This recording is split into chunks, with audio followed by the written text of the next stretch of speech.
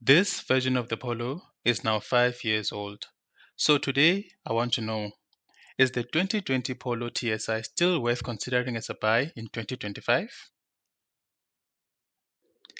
This is the 2020 Polo TSI 1-liter Highline.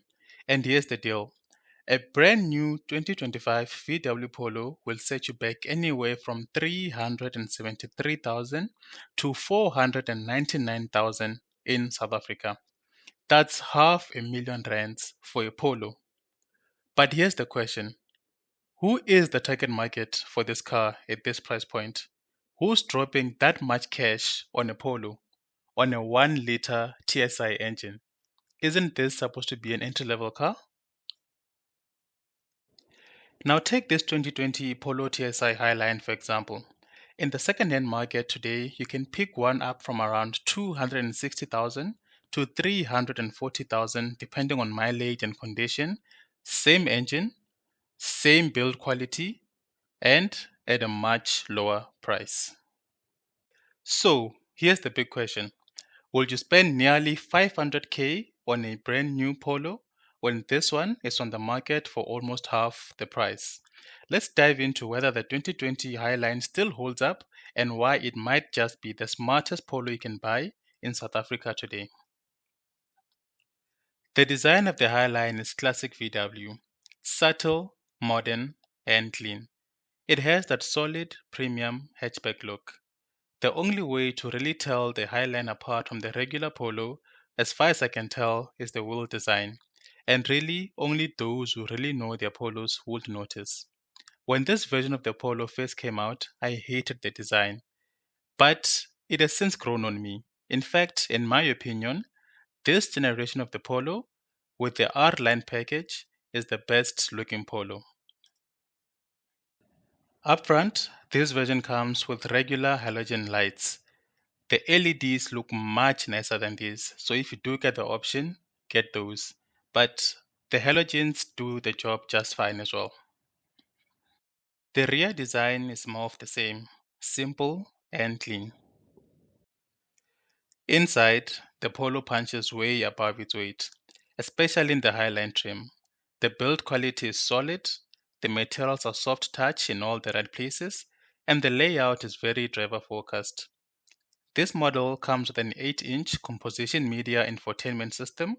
The display is crisp and response times are quick, and it supports both Apple CarPlay and Android Auto. Controlling everything is this leather-wrapped multifunction steering wheel. It feels great in hand and allows you to control media, calls, and the display without ever taking your hands off the steering wheel. And let's not forget the digital cluster, which is somewhat adjustable depending on your preference. Now, let's look at the infotainment system in a bit more detail. You've got shortcut buttons along the side for easy access to radio, media, and phone settings. There's also a voice control function that works when connected to Apple CarPlay, so you can use Siri or whatever the Google equivalent of Siri is for hands-free commands.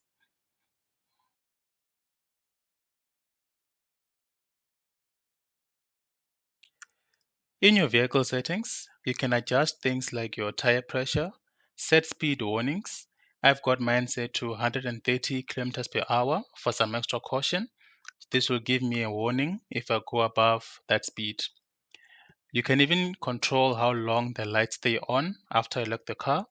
The maximum is 30 seconds, which honestly could be just a bit longer. I don't think 30 seconds is quite long enough, but hey, you get what you get.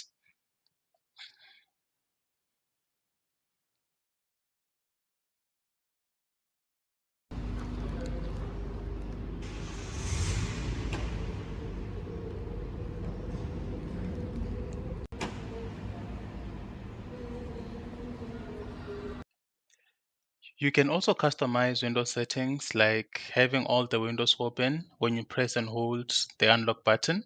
It's a small thing, but it's quite convenient. You can also select and choose on whether you'd like to unlock all the doors when you press unlock on your key or just unlock the driver's side door, which is a good safety feature.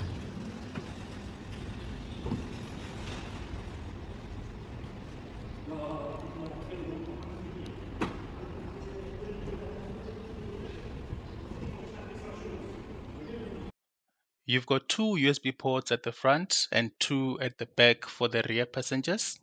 And while the car does come with wireless charging, I've found that it's not as efficient as using a cable. So I'd recommend using the cable for faster charging. And either way, you need to connect to the cable to connect your Apple CarPlay and Android Auto anyway. So that's the fastest way to charge in this car.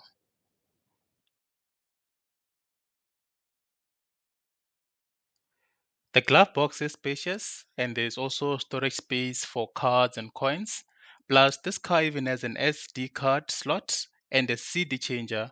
So, if for some weird reason you have a CD or an SD card, you can make use of that to listen to music through the entertainment system. I don't know why you'll have CDs in 2025, to be honest. Everything is digital now, but it's nice to have the option to use that if you do have it. Now, this car is a six-speed manual, which is actually quite smooth, but I'll be honest, there's absolutely no reason to be buying a manual car in 2025. No reason whatsoever at all that I can think of. So if you can find an automatic, um, rather go for that over the manual. In the center console, you get two cup holders. You also get an adjustable armrest. This is where you adjust your auto on off. You get different driving modes: eco, normal, sport, and individual settings. You can set up your individual settings to your liking. There is a noticeable difference between your sport mode and your eco mode. Mainly your throttle response you can feel when you're in sport is a bit quicker than when you're in eco mode. That is where you activate your parking sensors. You get a vanity mirror in your sun visor, both on the passenger side and on the driver side.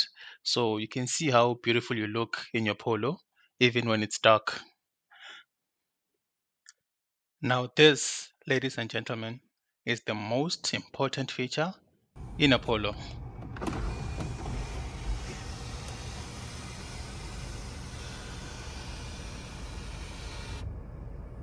Because why bother buy a Polo if not gonna get the sunroof?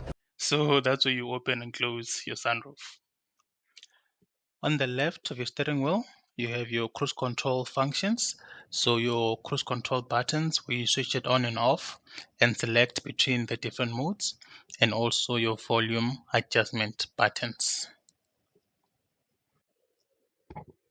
On the right hand side of your steering wheel, this is where you get your display settings for your digital info display. You can toggle through the different options, but I prefer this classic view. You can scroll through your audio settings, telephone, vehicle status, see all different sort of things, your trip settings, your driving range. You can also see on the left hand side that is your oil temperature, and on the right hand side is your fuel gauge.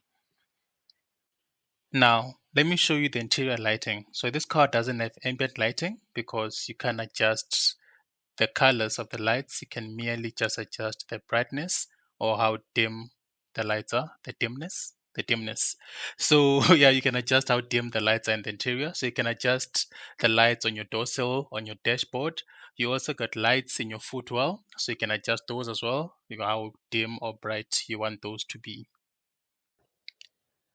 Now, in terms of safety features, this car has six airbags, ABS and ESP, front and rear parking sensors, cruise control, but it's not adaptive cruise control. So you still need to brake. And then when you do apply the brakes, the system automatically switches off. So then you'll need to reactivate it. You also have a tire pressure monitoring system. So that will let you know when one of the tires goes flat or below the setting. This car does not have a reversing camera or blind spot monitoring, but for a 2020 car, this is still a solid safety package, especially compared to other entry level competitors.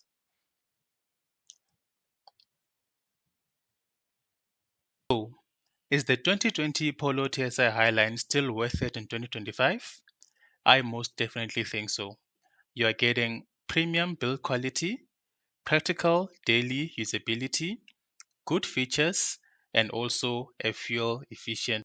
If you are looking for a solid daily driver car that feels more than just an entry level car, the 2020 Highline might just be the sweet spot. But for those of you with the money to splurge on a brand new Polo, please do me a favor and select all the optional extras. Most especially that sunroof, please, so that we can buy fully spec cars in the second-hand market. Thank you all for watching, and I hope you enjoyed the video.